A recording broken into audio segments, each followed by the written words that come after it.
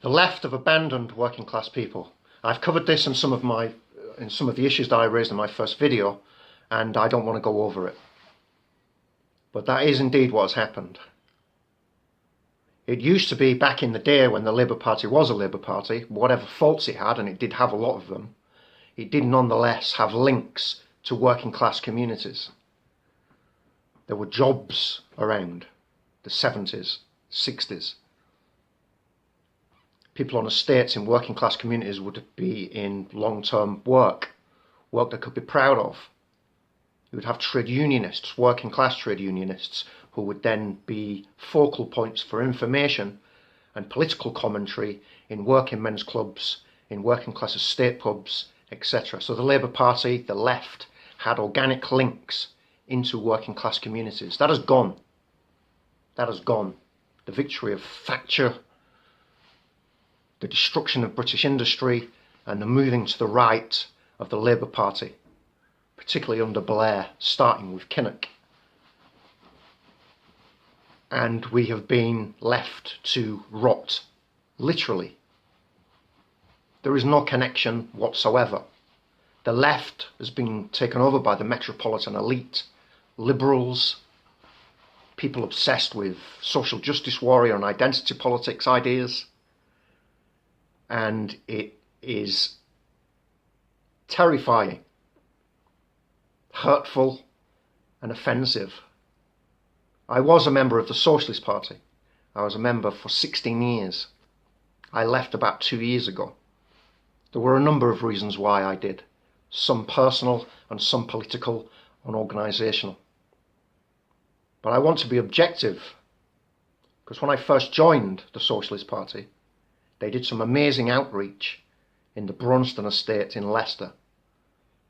I'm not aware of any other left group, certainly not a party, some grassroots activists, more of the anarchist persuasion, have carried out similar kinds of activities throughout the country. But even then, at the moment, I'm not overly impressed with everything that's going on. Although there is a great video, I'll try and link it down here, of stuff that's been going on in Manchester.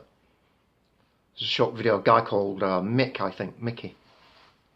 Fantastic, bringing together working class communities, homeless guys, having parties, doing community outreach. So there are guys doing it. So don't take this personally, it's just what I think, my genuine thoughts on it. So the guys who are doing things like that, is working class guy as well, is fantastic, full solidarity. That is a direction we need to be going in. There are people locally who agree with me.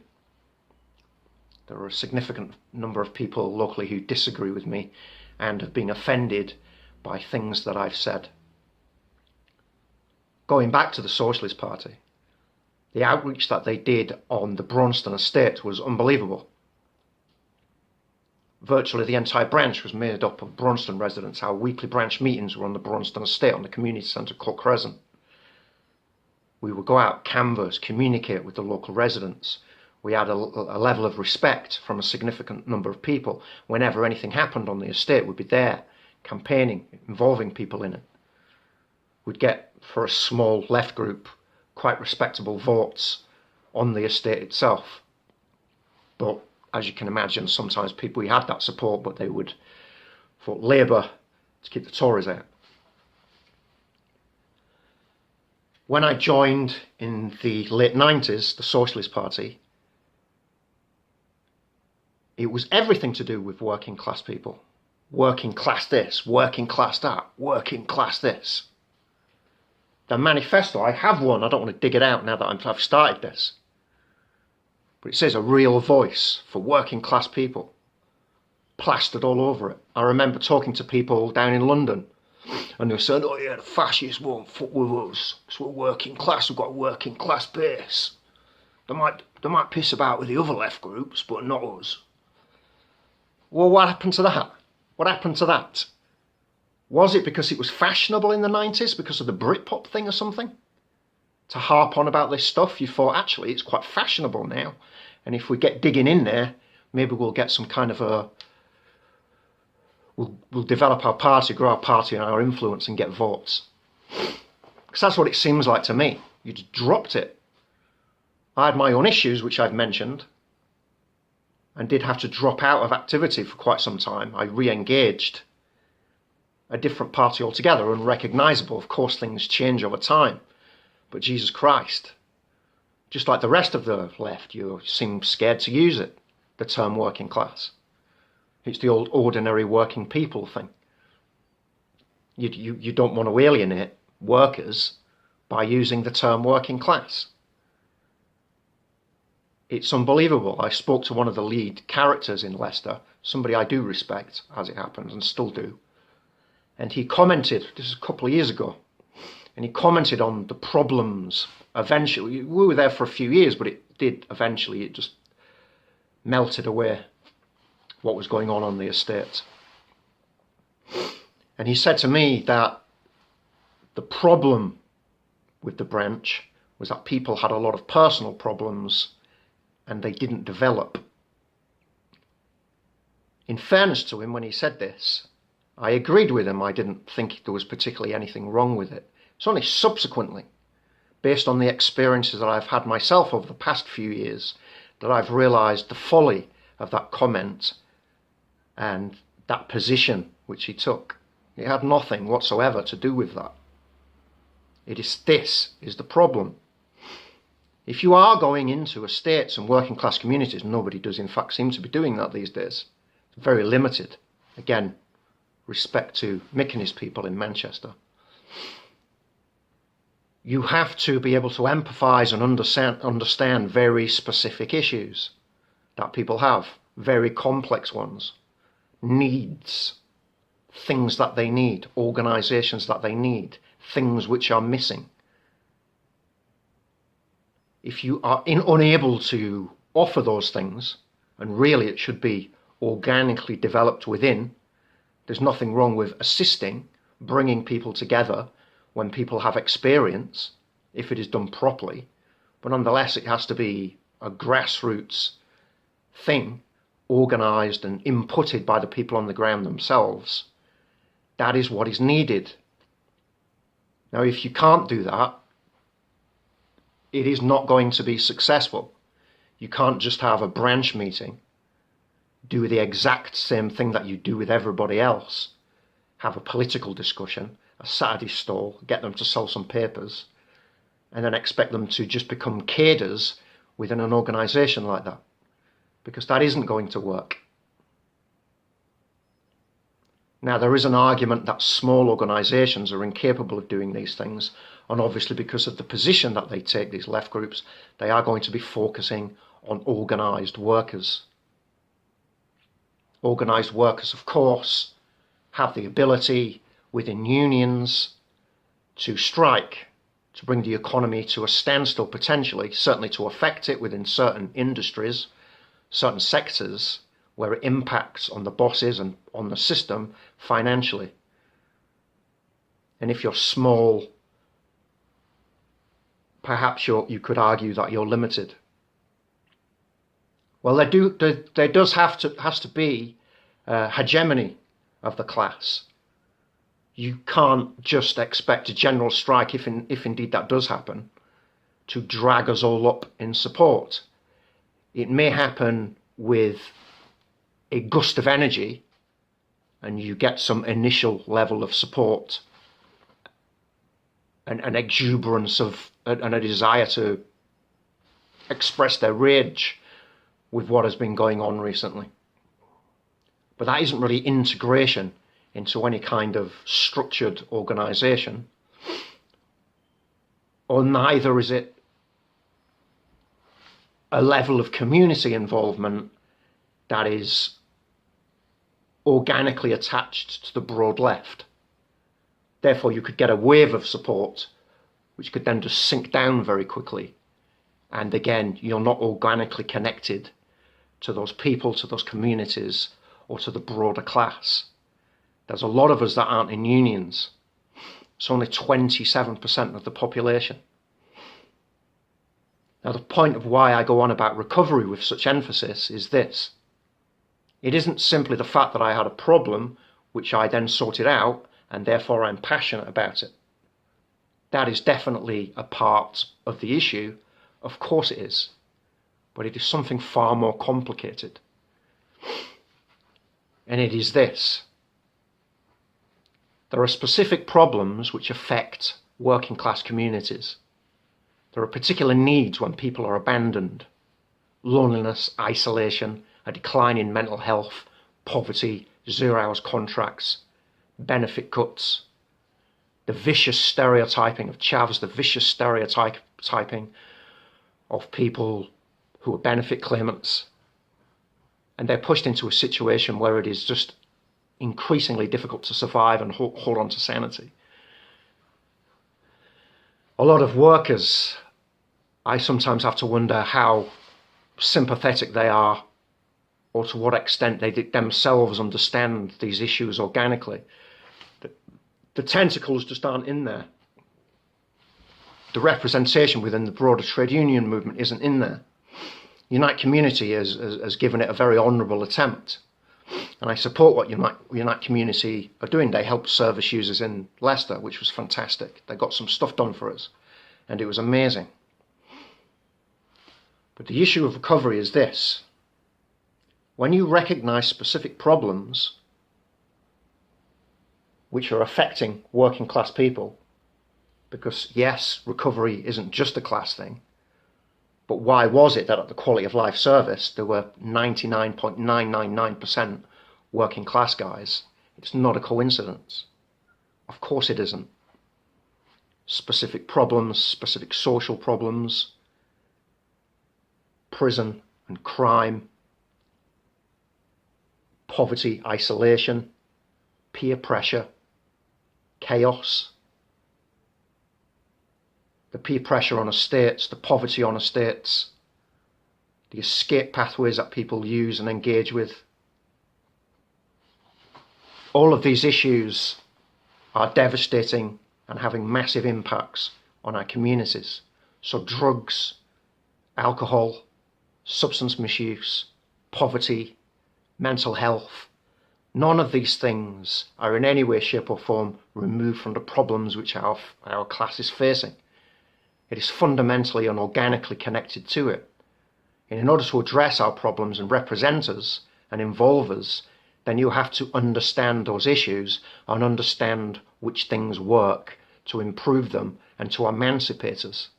And what is needed is a return of community cohesion, people coming together, supporting each other, because that is what works. It's proven, it's evidenced. We need an expanded model of recovery and recovery community services, but broadened into a concept of community recovery. Our communities themselves are sick and ill and in need of healing and fixing. And we do that by coming together ourselves and with mutual aid, helping each other with all of those complicated issues that we have. This is how you reach the people who are tempted by the far right, who look at the left as an alien organism, again, who you are scared of.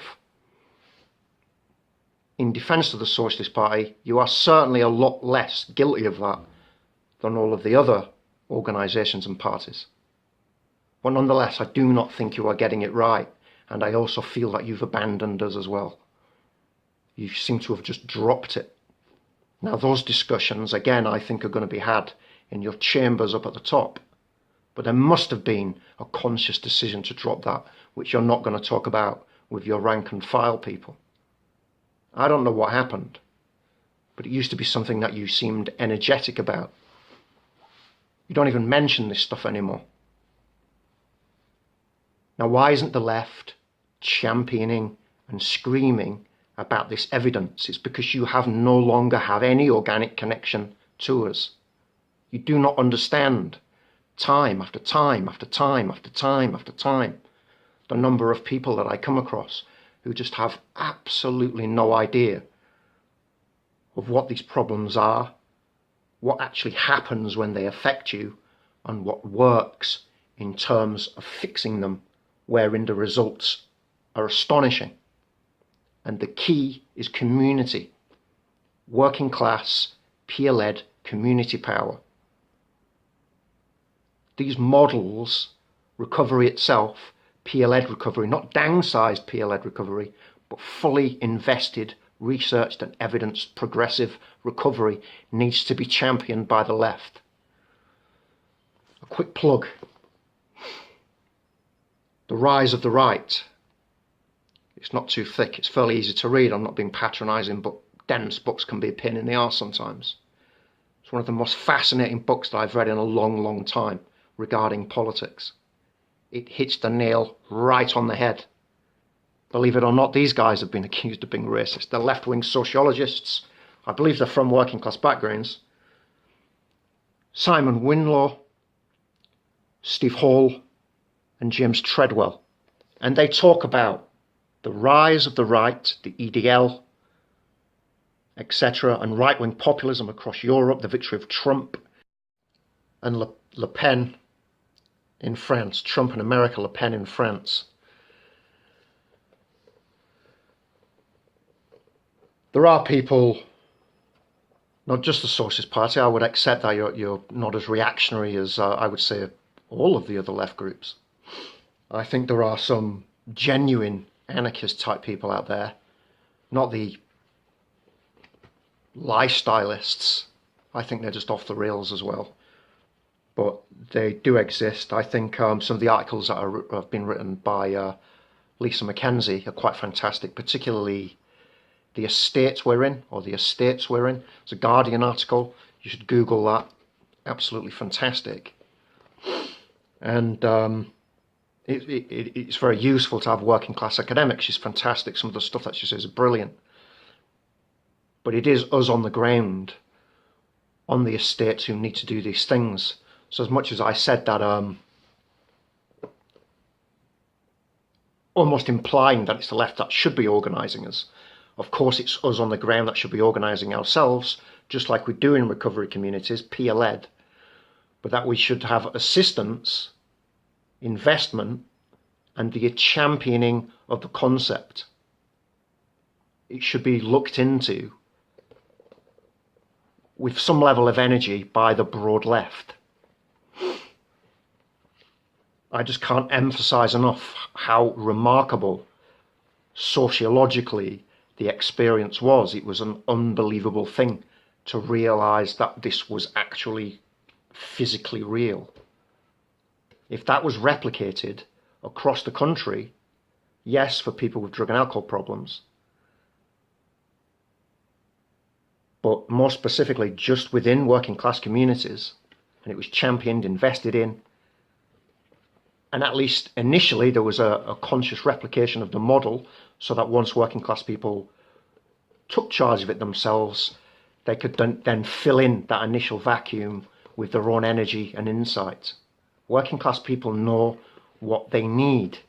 One of the things, again, at Quality of Life, which was so revolutionary, was that they asked us, there were staff running it and professionals, of course, but they asked us, what's going to work? What's going to attract people? What is it that you need? They modelled the delivery of their service, what was on offer to us, on what we knew we needed, what somebody coming off of the street needed, how they felt, what mistakes they were making.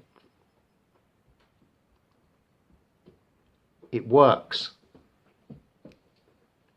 The model of community recovery, which the broad left should be championing, as much as we should be organising these things as working class people ourselves on the ground. It's not easy, but we are attempting to do that very thing, is the way forward. At the very least, you need to be having this conversation. Again, it's the abandonment of us. It's shutting down our concerns with radical Islam. And if you shut down our concerns, then the EDL, the Tommy Robinson guys, the populist far right will blame all Muslims. And they will be the only people talking about these fears and concerns, and they will gain ground. Stop apologising completely and universally about immigration when there are problems within working class communities. Listen to people. You listen to service users and they fix themselves. You listen to working class people, they can fix themselves when they're empowered, and they can tell you what they need and what models work. It's time to rethink this whole thing before it's too late. The left is burying itself. Thank you.